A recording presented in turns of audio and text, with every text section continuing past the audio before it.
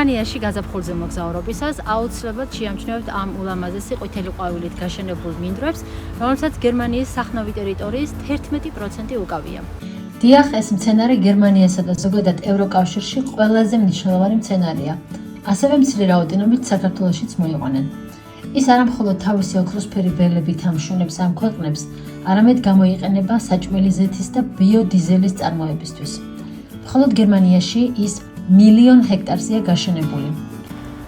და ეს მცენარეა ეგრეთ წოდებული რაფსი, რომელსაც მეორენაირად ასევე კანოლას ეძახიან.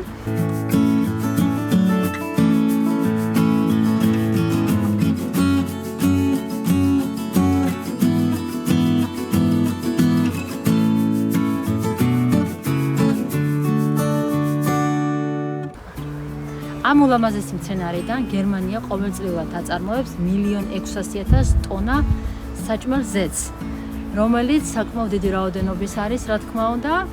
ის თითქმის ყველა სუპერმარკეტში იყიდება. შეიცავს ცილას და არ შეიცავს გემეოს.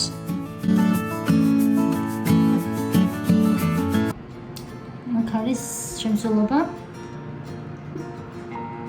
სალათებისთვის შესაძლებლად მოსახარშად, გამოსაცხობად. მდიდარია ომეგა-3-ით.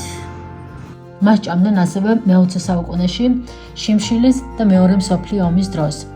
წარმოიდგინეთ ამ მინდვრებში ფეხით და ველოსიპედით სეირნობისას, როგორ ლამაზ ფოტოს და ვიდეოს გადაიღებთ.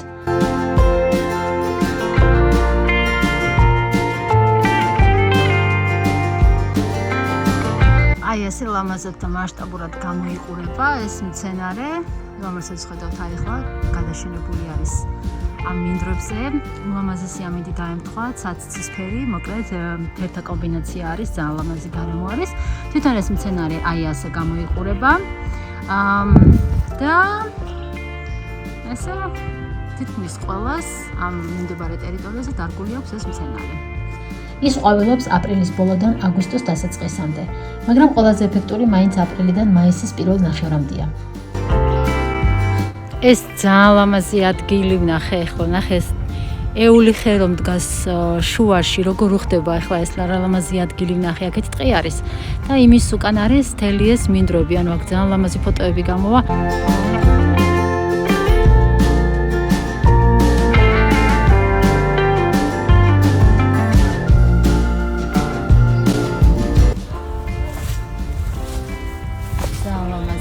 ძალიან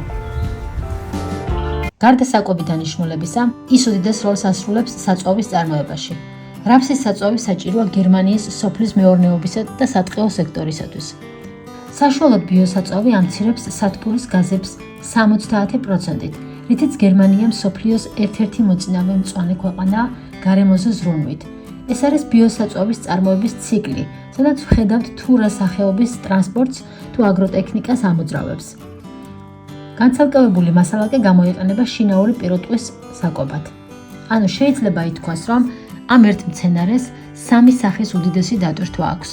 კერძო ტერიტორიებზეც არის გაშენებული, მოკლედ, ჩვეულებრივად, აი როგორც ჩვენთან მასშტაბურად ადრე სიმინდი, ხორბალი, ლობიო, ძირითადად უფრო ჩვენთან სიმინდი რო შენდებოდა, აი ესე არის ჯავახაც.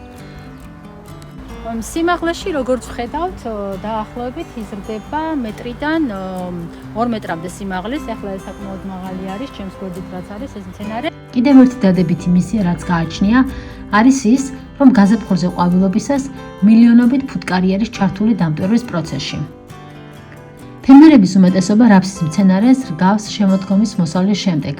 3-4 თვის შემდეგ კი ეს მცენარე მოსაწყე ნაცრისფერ მინდვრებს თვალწამტაც ოქროსფერ ველებად აქცევს. გერმანია და მსგავსი ქვეყნები ნამდვილად ფიქრობენ ჭკვიან მეურნეობაზე და ნამდვილად მისაბაძნი არიან.